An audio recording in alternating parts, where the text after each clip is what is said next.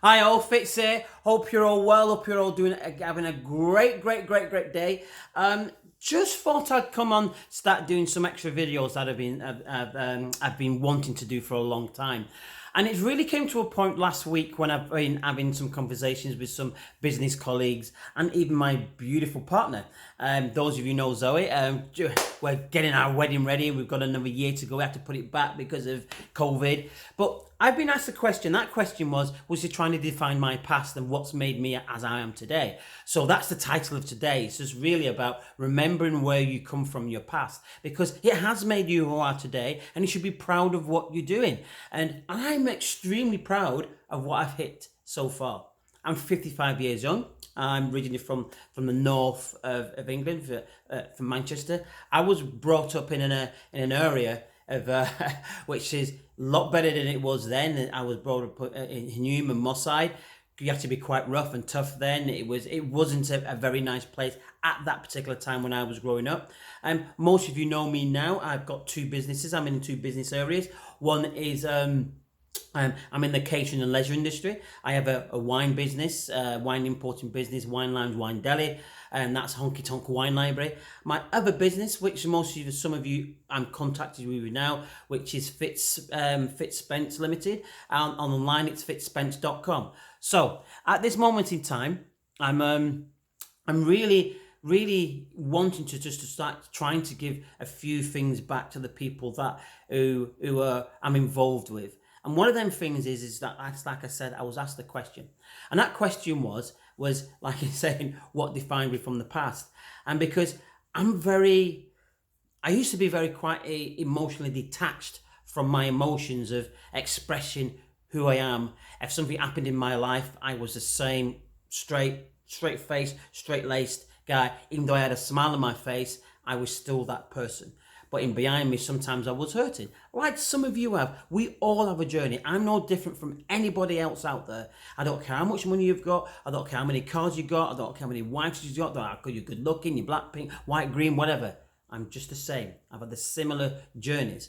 I've had different journeys. Many people have had hard, harsh journeys than me. And I'm privileged, pardon me, I am so privileged that I've experienced some of the things because it's made me who I am today.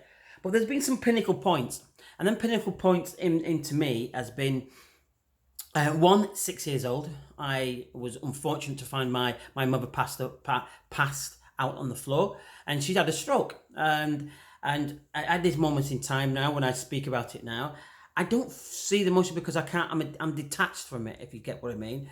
So she was in a coma for, I think if I can remember, 10 to 12 months or so. She was in a coma, so it was touch and go. But at that particular time, even as a 6, 7 year old, I was a lot forward than you thought I was. My mindset was a lot forward. I was tough. I'd fight. I don't care how old you are. I'd fight. I'd also run away. I spent many times not coming home, even at 7 and 8. So I was a little bit of a tearaway. My sister, my lovely sister, who was growing her career, she was starting going up the ladder, and she was in drama. She was fantastic in the things that she did. So I remember them little bits there, what defines me until now. And that's probably why I'm a little bit safeguarded in the things I do. And I know sometimes you guys are as well. But what really made a pinnacle of changing myself was I was getting into too much trouble. And I was 8 or 9 years old, and I went to live with my father. And my father had married, which I now is an amazing lady. She's passed away, I think it was 10, 12 years ago, she's passed away. Cracking lady. She instilled me about values of family, slow down.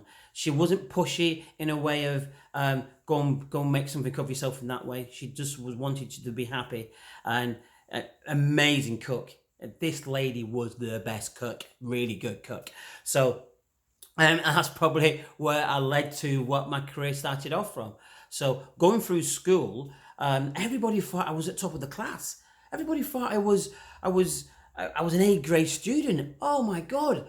some of it, this is why sometimes we're blinkered when we're doing things. I wasn't. I was in special classes, especially for my English and my grammar. I was dreadful, absolutely dreadful at the time. But I fought through that and I started climbing up, started getting better grades.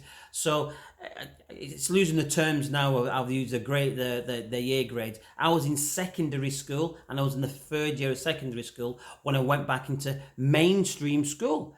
That's when I went back in. It was in the second part of that time. So for me, it was like I was starting afresh. In my second year, my third year of that school, I was starting fresh. Went in back with my friends in the classes and whatever. But some of them didn't. They just didn't realise that wasn't there. And then I started started getting more, what kind of word of it? I started seeing things a little bit different because I not say I was treated differently, but I started seeing things differently. So every time I wanted to focus on something different, I didn't always achieve it, whether it was this grade, that grade, but school meant a lot to me. I was one of probably a few who enjoyed my school. I was the one of two, my brother, my stepbrother, my stepsister. We was out of the school, I think it was 1500. We was the only colour. We know, so we had an Indian lady and a Chinese lady as well.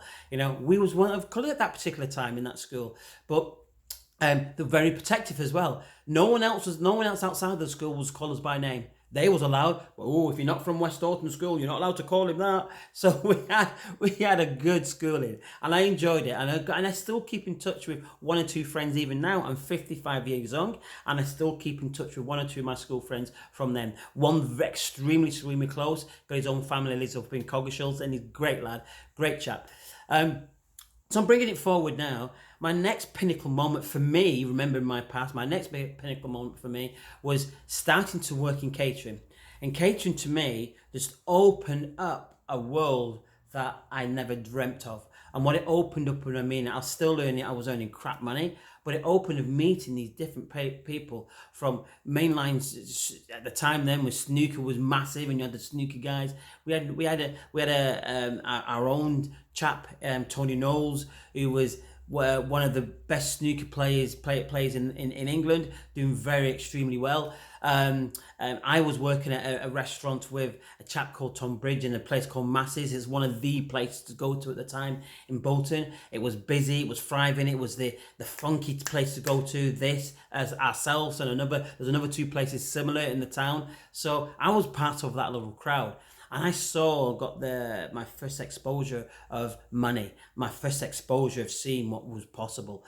And that was from people, from lawyers, doctors, builders, but really people who had money at that particular time of my life.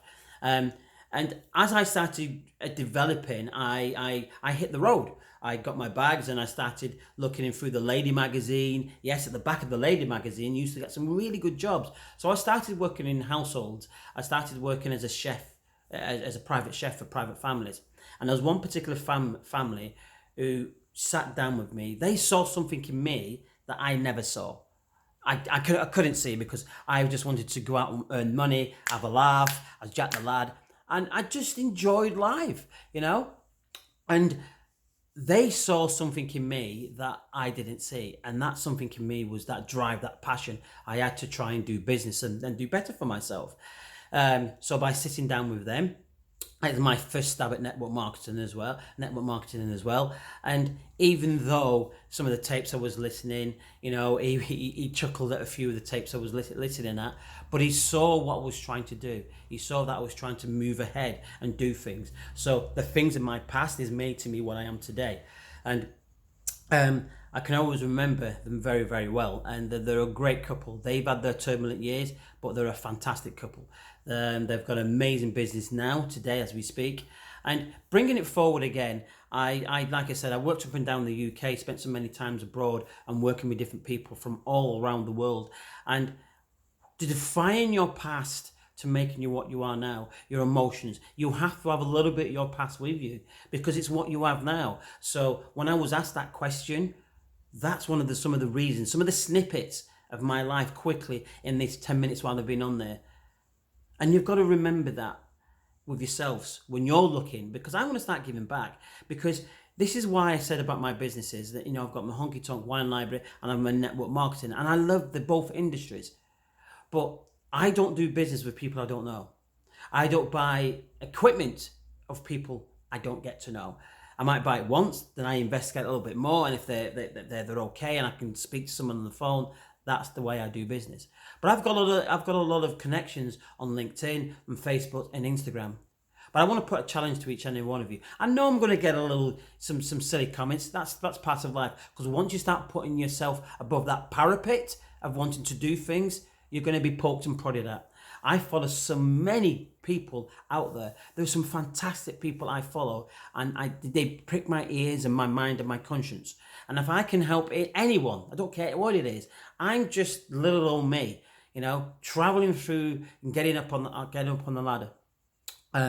So there's a lot of people out there, a lot more focused and more wealthy and more dynamic myself. But I'm talking to appealing for those who are on my LinkedIn. I'm appealing for those who are on my Facebook page. Let's do something together. Let's look at something, whether it's a conversation. Let's have a conversation.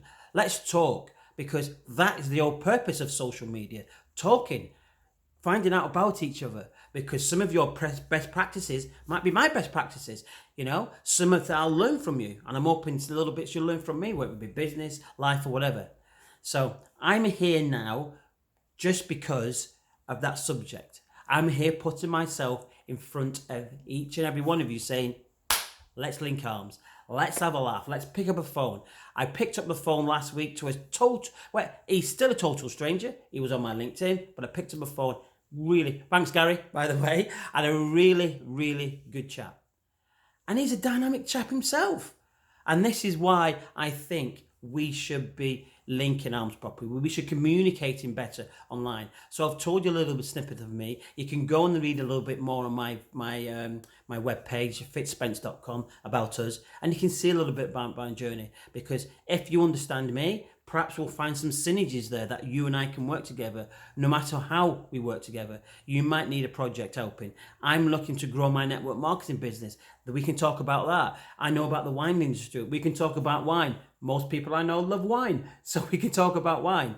So that was just a little snippet of me, remembering your past, where you are, where you're bringing it into you now. And then, man, I'm going to do a video of actually being in the present and going forward. And there's people out there, as one title, there's people out there don't care. And it's fine. Nothing wrong with that. But there's people out there who don't care. They're in it for a major game for themselves. Again, that's part and parcel. It's a challenge of life. We've all gone through challenges. No, my challenges is no different than anybody else's. I'm no different than anybody else. So let's get in touch. Let's link arms. Let's say hello to each other. Comment. Because I'm going to start commenting on people's posts when you start wearing. I'm going to be more engaging with each and every one of the people that I can. As much as I can, I'm going to be engaging with those out there in the wider, what we class as our wider networking community, whether it be Facebook, whether it be Instagram, whether it be LinkedIn. I'm going to be more vocal. I'm going to be contacting. I'm going to comment on the things that I find interesting. So I'm going to be more focused on that, because through this last 3 months of lockdown, I have seen so many people thrive. I really have. I've seen people that handed their notice into work because this gave them the opportunity to start up their gardening services and doing very, very well.